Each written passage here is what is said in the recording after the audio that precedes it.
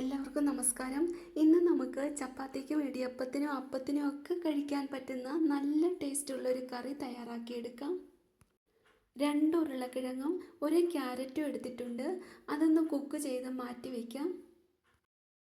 ഇനി ഒരു പാനിലേക്ക് 2 ടേബിൾ സ്പൂൺ വെളിച്ചെണ്ണ ഒഴിക്കാം.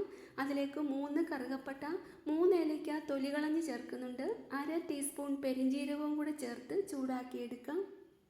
ഇനി ഇതിലേക്ക് 2 സവാള കനം കുറച്ച് കട്ട് ചെയ്തതും കൂടെ ഒരു ചെറിയ പീസ് ഇഞ്ചിയും 6 അല്ലി വെളുത്തുള്ളിയും കൂടി ചേർത്ത് വഴറ്റിയെടുക്കാം.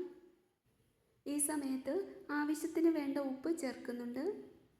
ഇനി ഇതിലേക്ക് 2 പച്ചമുളകും കുറച്ച് ബീൻസ് കൂടെ ചേർത്ത് വഴറ്റിയെടുക്കാം. ലോ ഫ്ലെയിമിലിട്ട് കുറച്ച് നേരം ഒന്ന് വഴറ്റിയെടുക്കുന്നുണ്ട്.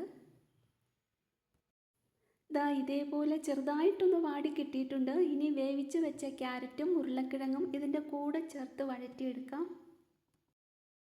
അതിനുശേഷം 2ാം പാൽ ചേർക്കാം. 1 കപ്പാണ് എടുത്തിരിക്കുന്നത്.